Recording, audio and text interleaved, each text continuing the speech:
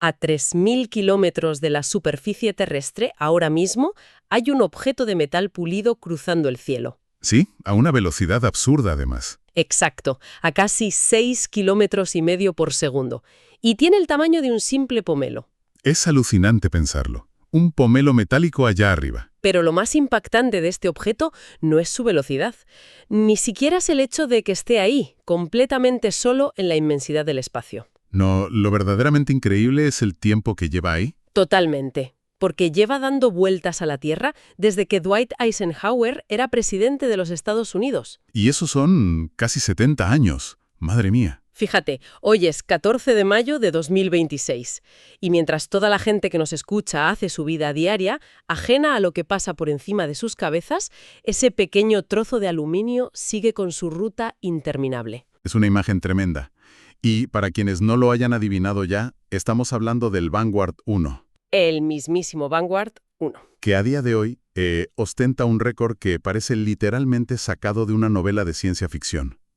Es el objeto fabricado por el ser humano más antiguo que sigue en órbita alrededor de nuestro planeta. O sea, todo lo que lanzamos antes que él, todo, ya no existe. Nada.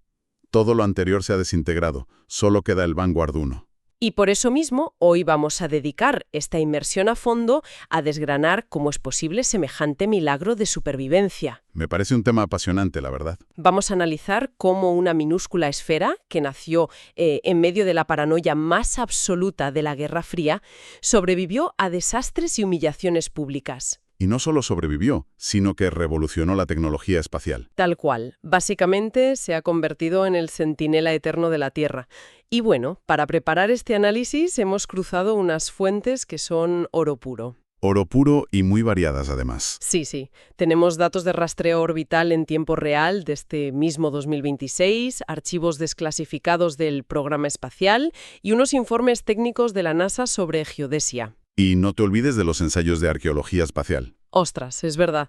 Esa disciplina suena elucibante y luego entraremos en eso. Pero a ver, para entender por qué este satélite no es solo chatarra que nos olvidamos de limpiar, hay que retroceder en el tiempo.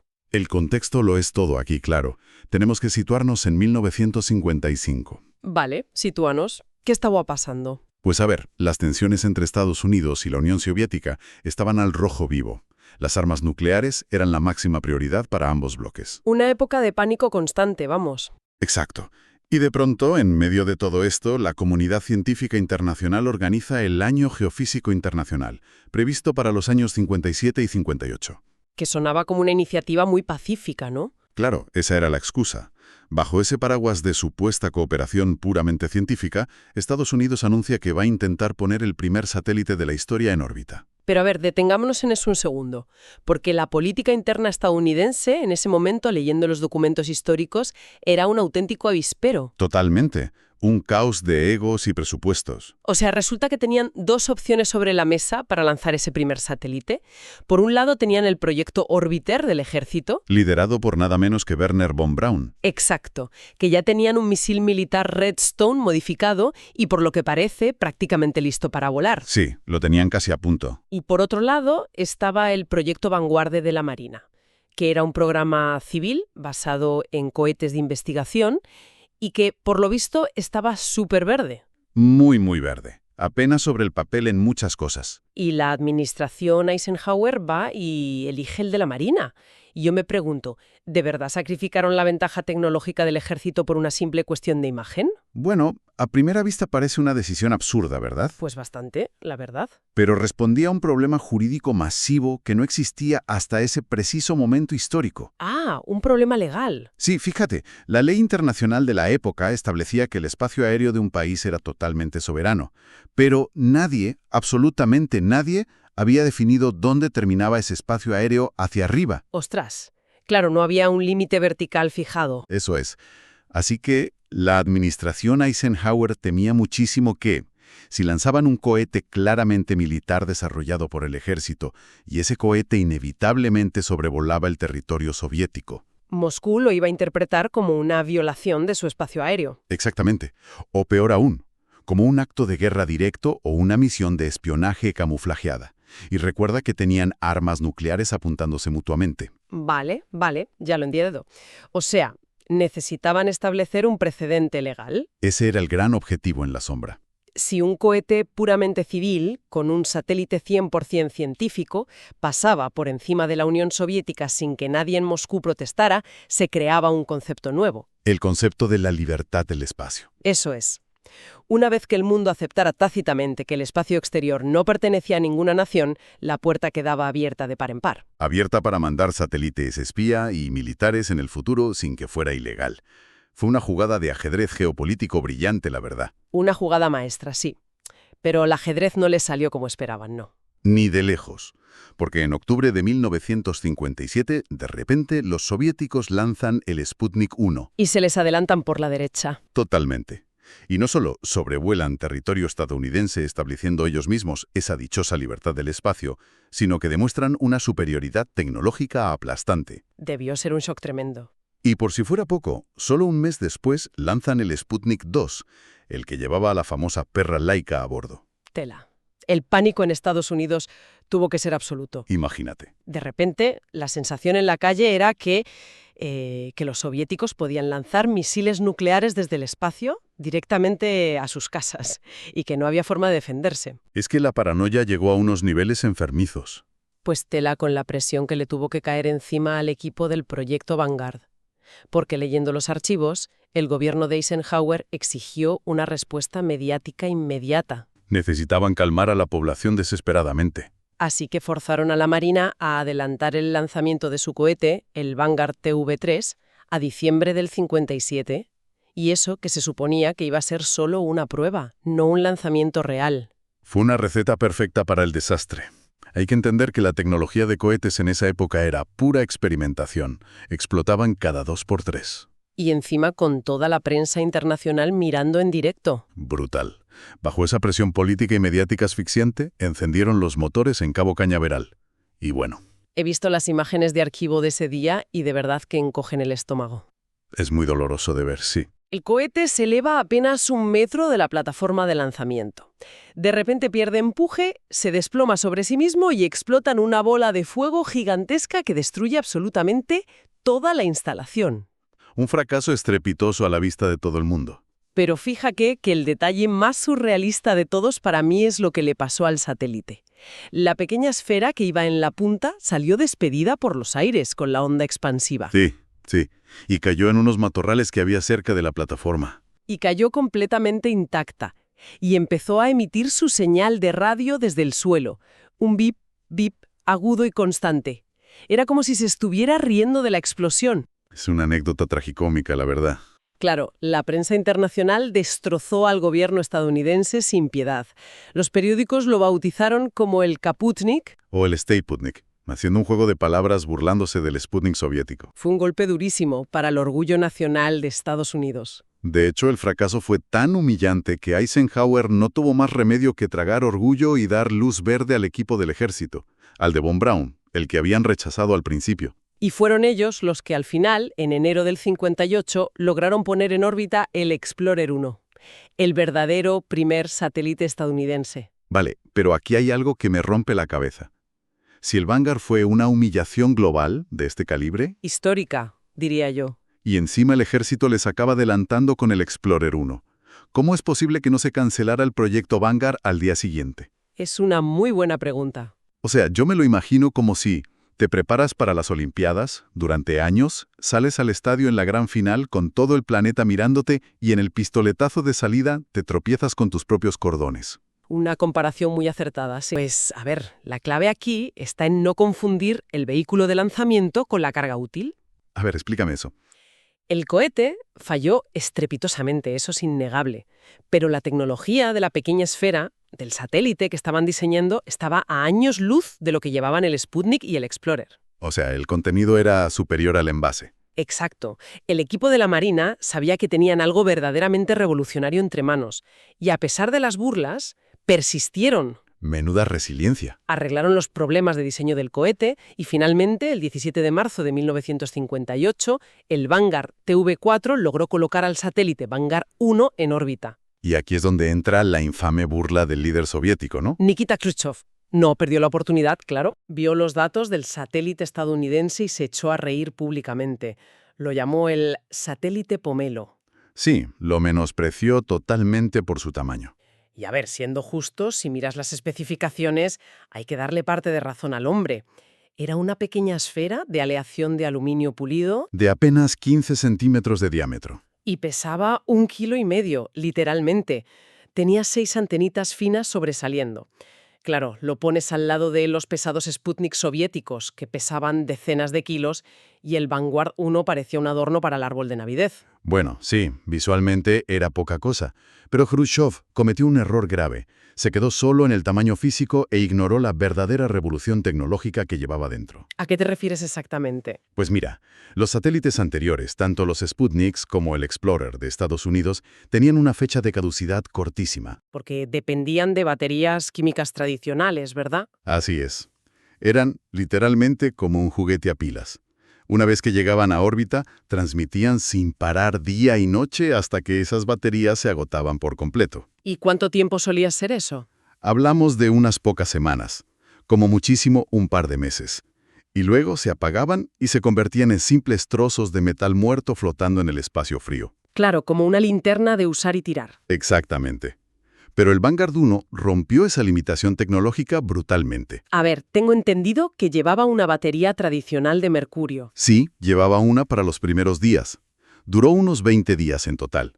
Pero la magia de verdad estaba en su exterior. Las famosas celdas solares. Eso es. El satélite tenía 6 ventanas rectangulares repartidas por la esfera que albergaban celdas solares fotovoltaicas desarrolladas por los laboratorios Bell. O sea, fue el primer objeto espacial de toda la historia en usar la luz del sol para generar su propia electricidad. Un pionero absoluto.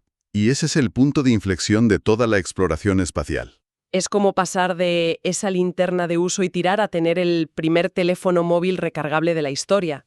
Cambió las reglas del juego. Demostró que no necesitábamos enviar toneladas de baterías químicas pesadísimas al espacio para mantener una misión viva. Con paneles solares, de repente, tenías una fuente de energía teóricamente inagotable. ¡Qué barbaridad! Y gracias a eso, el Vanguard 1 siguió transmitiendo señales a la Tierra no durante semanas. No, que va. Estuvo transmitiendo durante más de 6 años. Hasta mayo de 1964. Es increíble, pero ojo, que me estás diciendo que con la tecnología del año 58 lograron alimentar un transmisor durante 6 añazos. Así es. Y según los informes que hemos revisado, esas primeras celdas solares experimentales tenían apenas un 6% de eficiencia convirtiendo la luz en electricidad. Eran muy primitivas, ¿sí? Es que lo pienso y mis luces solares del jardín tienen paneles mucho más eficientes hoy en día y te aseguro que a veces no aguantan encendidas ni hasta la madrugada. Es una proeza de ingeniería brutal. Desde luego que lo es. Pero poniéndome un poco crítica con los datos, si el satélite solo pesaba 1,5 kilos en total y la energía eléctrica que generaba era tan minúscula, Sí. ¿qué instrumentos científicos reales podía llevar dentro de esa bolita? O sea, ¿qué información útil pudo mandar a la Tierra durante esos 6 años? Es una duda muy lógica, y la respuesta es la gran paradoja del Vanguard 1. Sorpréndeme. Su mayor brillante científica derivaba directamente de su absoluta simplicidad. ¿Cómo es eso? Pues que apenas llevaba instrumentos a bordo. Aparte de los transmisores, solo tenía un par de termistores muy básicos para medir los cambios de la temperatura interna. Y ya está. O sea, no llevaba cámaras ni medidores de radiación complejos. Nada de eso. Su única función real era emitir un pitido continuo desde el espacio en 2 frecuencias de radio, a 108 MHz exactos con la batería química y a 108,03 con los paneles solares. Un simple pitido continuo. Un rastreador puro y duro. Básicamente. Pero resulta que ese simple pitido constante era exactamente lo que los científicos de la época necesitaban para revolucionar una disciplina que entonces estaba literalmente en pañales, la geodesia espacial. Vale, geodesia. Esa palabra suena muy técnica. ¿Qué es exactamente y cómo logras un descubrimiento revolucionario sobre la Tierra solo escuchando un triste pitido espacial? ¿Vale? Para entender la geodesia espacial de aquellos años, hay que imaginar el inmenso esfuerzo logístico que se tuvo que montar aquí, en tierra firme. Vale. Por un lado, la Marina estadounidense construyó la red Minitrack. Que era una cadena de antenas gigantes. Eso es, una cadena de estaciones de radio inmensas repartidas desde Norteamérica hasta lo más profundo de Sudamérica, solo para captar ese pitido a medida que pasaba por encima. Pero por otro lado, no solo dependían de las antenas gigantes, ¿no?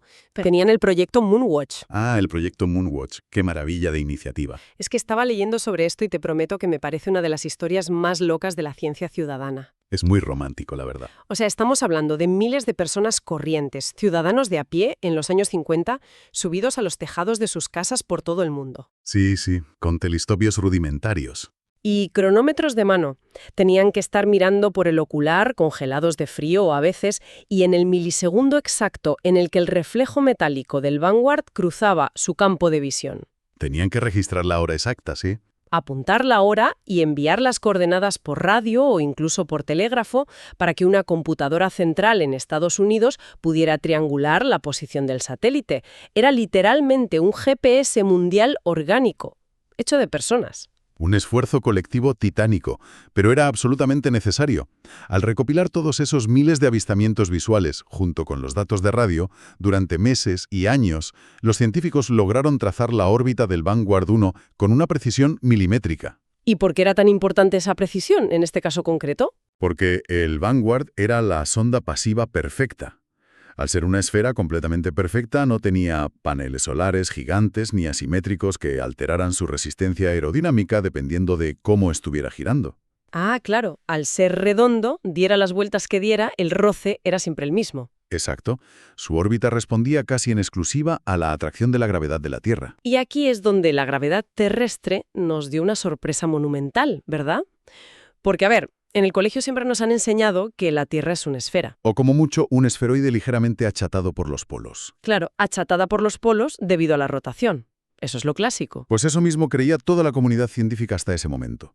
Pero al analizar exhaustivamente los datos orbitales del Vanguard 1, notaron anomalías. ¿Qué tipo de anomalías? Descubrieron que la órbita del satélite no era una elipse perfecta que se repetía invariablemente vuelta tras vuelta. Sufría unas minúsculas perturbaciones matemáticas. ¿Como baches en el espacio? Algo así. Había puntos muy específicos de su trayectoria donde el satélite era atraído hacia abajo con una fuerza gravitacional ligeramente mayor de la que predecían los cálculos teóricos. Espera, a ver si lo entiendo. Si la gravedad tiraba más fuerte en ciertos puntos geográficos concretos, eso significa que había más masa en esa zona del planeta atrayendo al satélite, ¿no? Exactamente. Has dado en el clavo. El análisis matemático de esas variaciones orbitales demostró de manera irrefutable que la Tierra no es un esferoide simétrico perfecto. ¡Ostras! ¿Y qué forma tiene entonces? Pues tiene forma de pera, literalmente. Me estás diciendo que la Tierra tiene un Michelin. Un Michelin gravitacional, sí.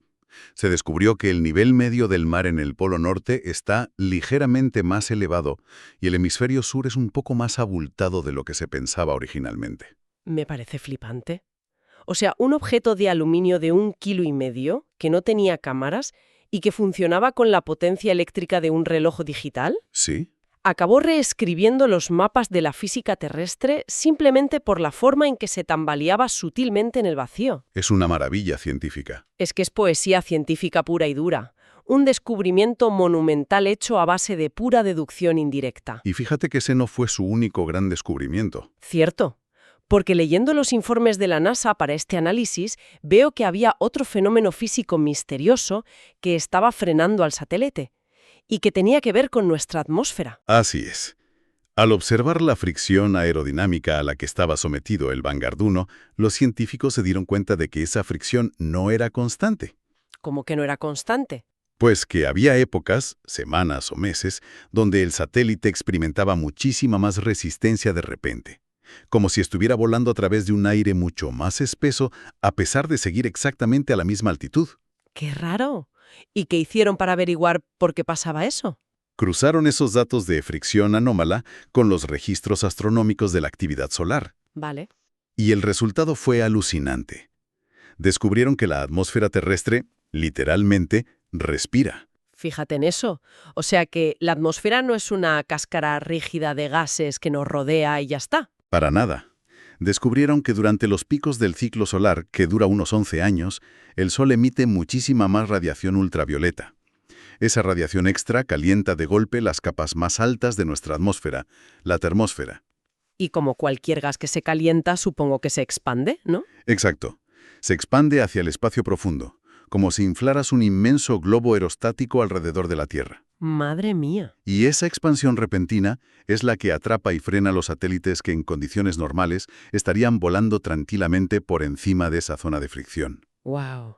Fue la primera prueba fehaciente en la historia de cómo el clima espacial, o sea, lo que hace el Sol, interactúa directamente con la dinámica física de nuestro propio planeta. Un descubrimiento clave para poder mandar misiones tripuladas más adelante, sin duda. Me gusta imaginarlo con una analogía.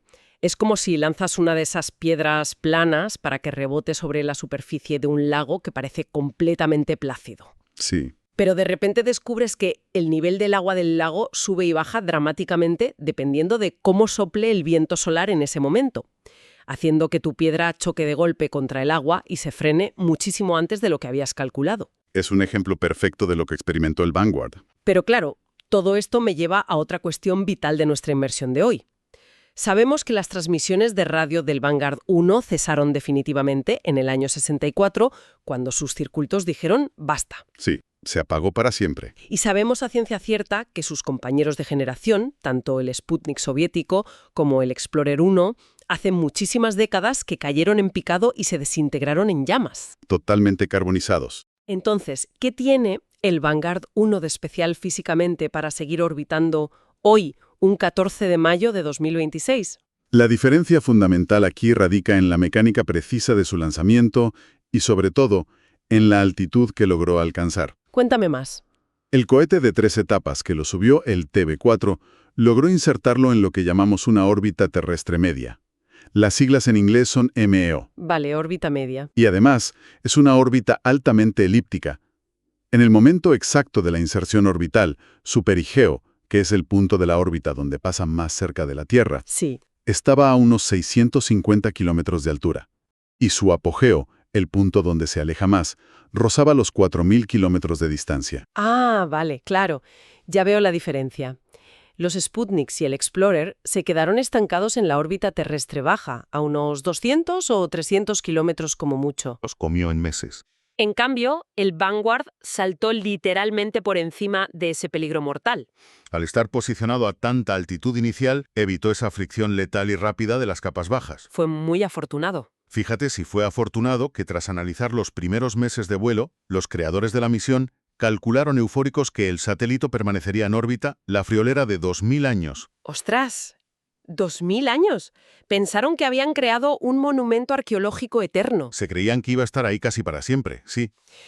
Pero se equivocaron a lo grande con esos cálculos, ¿verdad? Y la ironía máxima es que fue la información científica revelada por el propio satélite la que les bajó los humos. Tal cual. El Vanguard 1 fue víctima directa de sus propios descubrimientos revolucionarios. Porque la atmósfera respira. Al confirmar que la atmósfera se expande y se contrae cíclicamente, abrazando al satélite durante los máximos solares. Claro, lo frena más de lo esperado. Eso es. Y además descubrieron el impacto constante de otra fuerza invisible, la presión de la radiación solar. Espera un momento. Presión de radiación solar. ¿Te refieres a que la propia luz del Sol físicamente lo está empujando hacia atrás? Exactamente eso. Pero la luz no pesa. A ver, es cierto que los fotones de luz no tienen masa como tal, pero la física cuántica nos dice que sí tienen momento lineal. Ah, amigo. Cuando miles de millones de fotones chocan contra la superficie de aluminio pulido del satélite día tras día, año tras año, actúan como un ligero viento en contraconstante. ¡Qué locura! O sea que la suma de esa presión constante de la luz solar por un lado y la fricción atmosférica variable por el otro, actúan como un freno implacable. Implacable y continuo. Van degradando lentamente la energía de su órbita.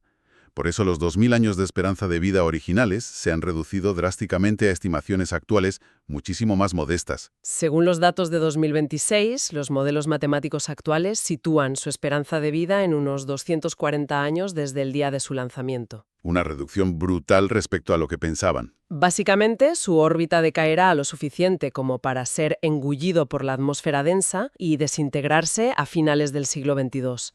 Los expertos apuntan probablemente alrededor del año 2198. Sí, ese parece ser su fin definitivo. Pero claro, esto me hace pensar en otra cosa urgente. Mientras tanto, el espacio de este año 2026 está bastante más saturado de tráfico que el espacio virgen del año 1958. Ya te digo, no tiene nada que ver. Hay más de 34.000 objetos grandes cruzando el cielo ahora mismo. Y eso contando todas esas inmensas constelaciones de satélites comerciales tipo Starlink, que no paran de crecer. Es una barbaridad de tráfico. Teniendo en cuenta todo este caos espacial, este fósil de 1,5 kilos, totalmente descontrolado, ¿no supone un peligro gravísimo? O sea, podría estrellarse de frente contra la Estación Espacial Internacional y provocar una tragedia.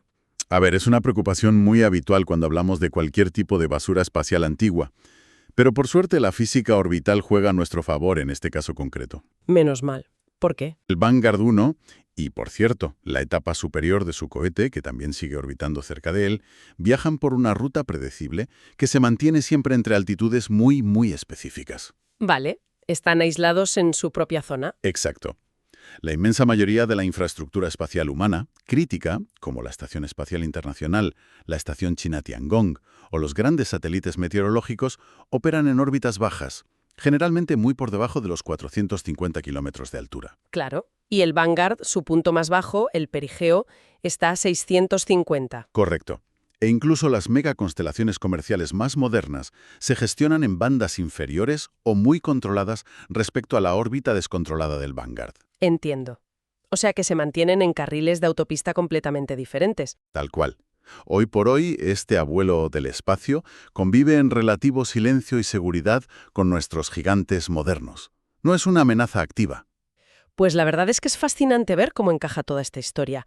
Al final, el Vanguard 1 no es un mero desecho metálico olvidado. No, para nada. Es un testimonio histórico brutal.